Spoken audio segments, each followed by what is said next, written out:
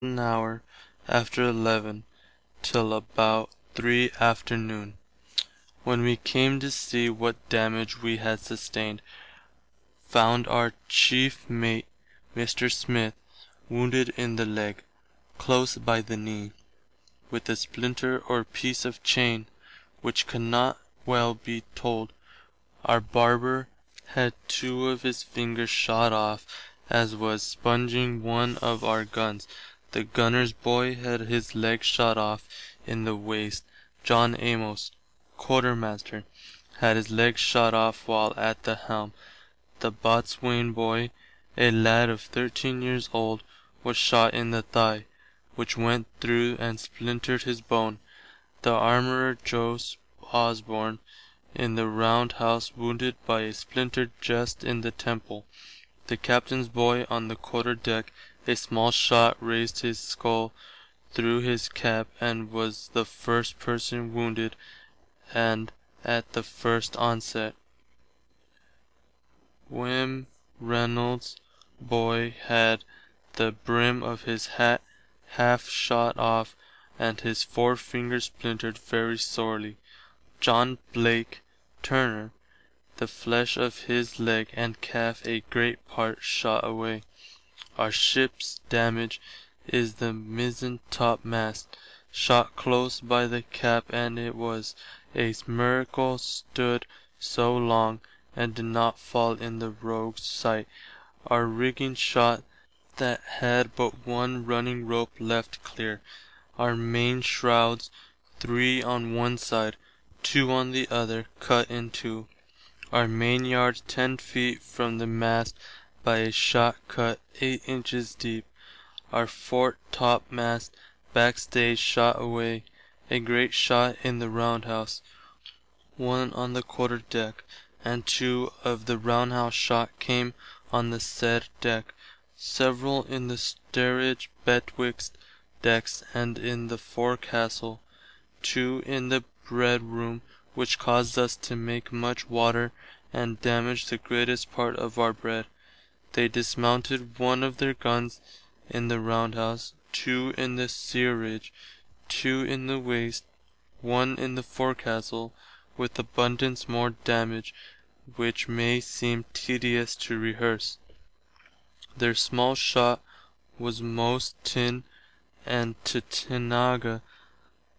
Their fired pieces of glass bottles, teapots, chains, stones, and what not, which were found on our decks.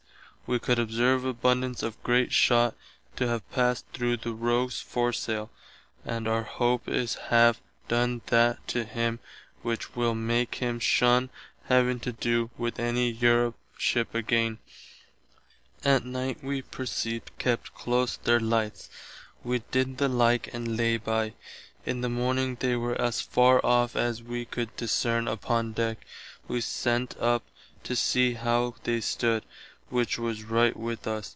In the night we knotted our rigging, and in the morning made all haste to repair our carriages.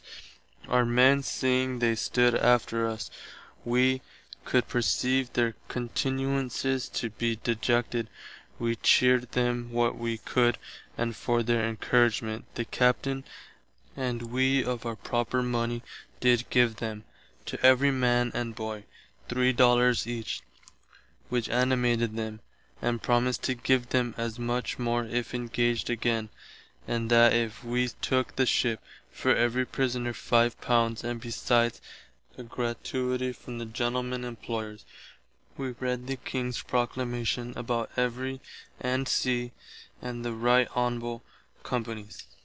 About 9 o'clock the 10th July we perceived the rogue made from us, so we gave the Almighty our most contingent thanks for his mercy, that delivered us not to the worst of our enemies, for truly he, the pirate, was very strong, having at least 100 Europeans on board, 34 guns mounted, besides 10 batterers and 2 small mortars in the head.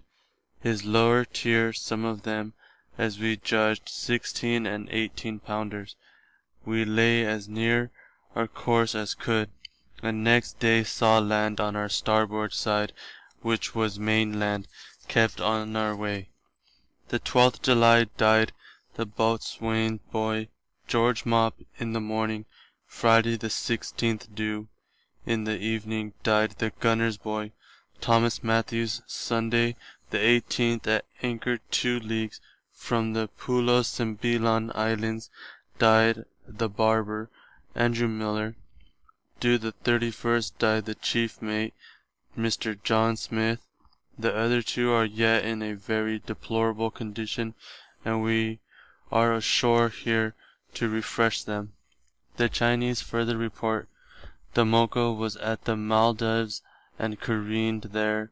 They gave an end to the life of their commanding rogue scout, who they murdered for attempting to run away.